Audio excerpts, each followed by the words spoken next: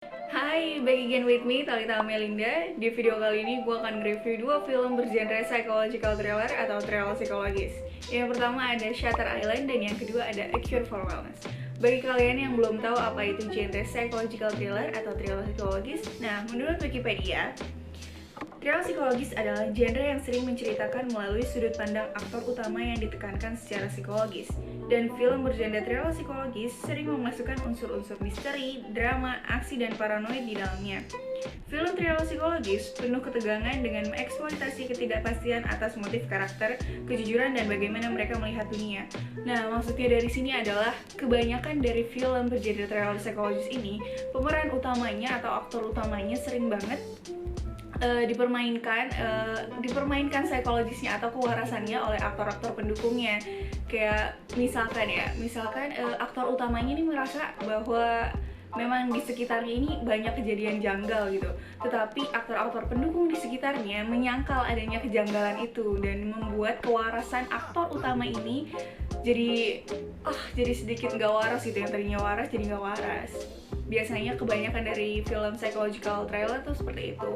Nah, film-film psychological thriller ini kadang cukup sulit untuk dicerna para audiens, makanya butuh 2 atau 3 kali nonton supaya kita ngerti dan paham sama kasus-kasus di film ini tuh kayak gimana, supaya kita ngerti ketika reveal final kita, oh jadi sebenarnya yang ini yang dalamnya gitu, misalkan. Karena kebanyakan dari film psychological thriller itu seperti itu.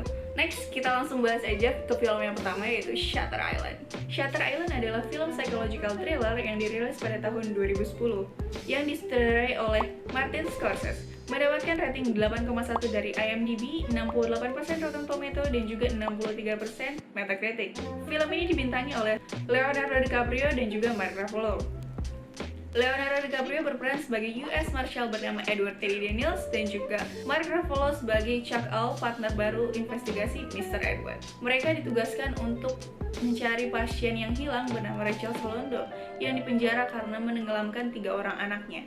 Satu-satunya petunjuk yang mereka miliki adalah catatan yang berasal dari kamar Rachel Solondo yang berbunyi hukum 4, siapa yang ke-67. Selama beberapa hari mereka di pulau tersebut, mereka menemukan kejadian-kejadian janggal dan juga delusi-delusi yang dialami oleh Mr. Edward. Selama beberapa hari mereka menginvestigasi seluruh pasien yang ada di rumah sakit tersebut. Akhirnya Rachel Solondo ditemukan, tapi ceritanya nggak cuma sampai situ aja. Delusi-delusi dan juga enigma yang terjadi pada Mr. Edward membawa Mr. Edward menjelajahi seluruh tempat yang ada di Shutter Island. Selama beberapa hari mereka di sana, Mr. Edward semakin diteror dengan enigma-enigma dan juga delusi-delusi yang terus bermunculan, sehingga membuat Mr. Edward hampir kehilangan kewarasannya. Ditambah lagi dengan hilangnya Mr. Chuck, partner investigasi Mr. Edward, yang membawa Mr. Edward kepada fakta-fakta ada apa dengan rumah sakit jiwa ini dan membawa audiens menebak siapa sebenarnya Mr. Edward. Film ini berlatar pada tahun 1965, yang berarti setelah Perang Dunia Kedua. Karena latar waktu film ini setelah Perang Dunia Kedua dan juga latar tempatnya adalah sebuah pulau, visualisasi film ini penerangannya cukup redup atau kurang penerangan karena latar tempat dan latar waktunya. Kemudian background musik yang juga ditempatkan secara tepat membuat misteri dan juga enigma yang ada di film ini semakin terasa dan membawa audiens mengikuti alur film ini.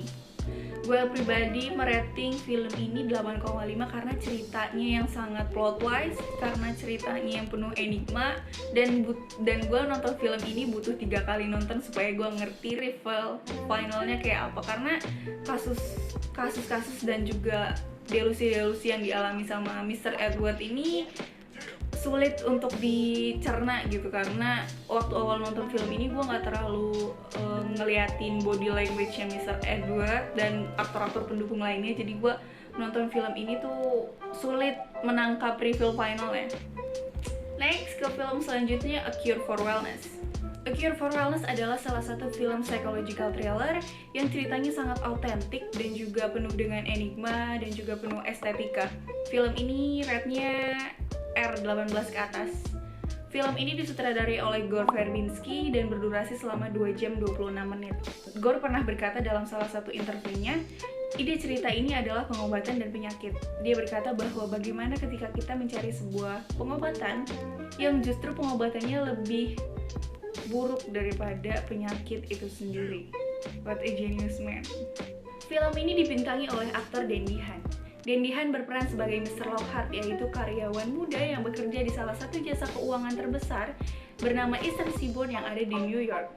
Mr. Lockhart diceritakan dalam film ini bertanggung jawab untuk membawa CEO-nya bernama Mr. Pembroke yang pergi ke salah satu fasilitas spa yang berada di pegunungan Alpen, Swiss. Mr. Pembroke mengirimkan pesan yang berisi kalimat-kalimat janggal yang membuat para petinggi Eastern Seaboard sangat marah dan menugaskan Mr. Lockhart untuk membawa pulang Mr. Pembroke. Kemudian Mr. Lockhart melakukan perjalanan ke Swiss untuk menjemput pulang Mr. Pembroke. Sesampainya dia di fasilitas spa tersebut, suasana fasilitas spa-nya sangat asri dan sangat sunyi, sangat hening. Fasilitas spa ini hanya dihuni oleh orang-orang 40 tahunan ke atas. Dan fasilitas spa ini berada di atas bukit jauh dari pemukiman warga. Sesampainya Mr. Lockhart di sana, Mr. Lockhart udah melewati jam besuk, jadi dia nggak bisa ketemu sama Mr. Pembroke. Tapi dia tetap paksa untuk bisa ketemu Mr. Pembroke, namun nggak ada hasil. Kemudian dia minta supirnya untuk membawa dia ke salah satu hotel yang ada di dekat fasilitas spa tersebut. Namun, dalam perjalanan Mr. Lockhart menuju hotelnya, sesuatu terjadi pada Mr. Lockhart yang membawa Mr. Lockhart kepada fakta-fakta bahwa fasilitas spa-nya ini memiliki niat jahat lebih dari sekedar ingin menyembuhkan pasien yang ada di sana. Nah, sekarang kita bahas dari segi visualisasinya. Film ini dibuka dengan menampilkan suasana kota New York yang gelap dan cuaca yang gelap. Kemudian backsound-nya yaitu seorang perempuan sedang humming atau sedang bersenandung. Next, scene dilanjutkan di mana Mr. Lockhart dipanggil untuk menemui para petinggi Eastern Seaboard untuk membicarakan surat yang dikirim oleh Mr. Pembroke yang berisi kata-kata yang janggal dan juga penuh enigma. Suasana di sini terlihat sangat suram dan sangat mencekam karena setiap dialog yang diutarakan oleh para pemain pendukung, dialognya sangat-sangat dalam. Warna visualisasi yang ditampilkan dalam film ini adalah mononoir. Gore sendiri bilang dalam salah satu interviewnya, warna mononoir ini sangat autentik dan juga menampilkan kesenduan dan juga penuh enigma.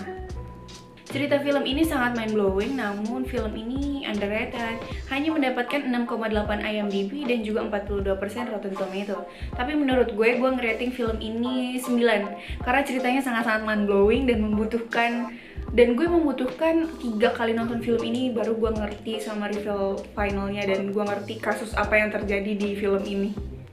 Nah, itu dia tadi 2 film bergenre psychological thriller atau thriller psikologis yang menurut gue reveal finalnya sangat mind-blowing. Kemudian naskah psikologis, enigma dan juga misterinya sangat kental, membuat audiens tuh sulit untuk menebak-nebak, dan juga visualisasinya yang keren banget. Semoga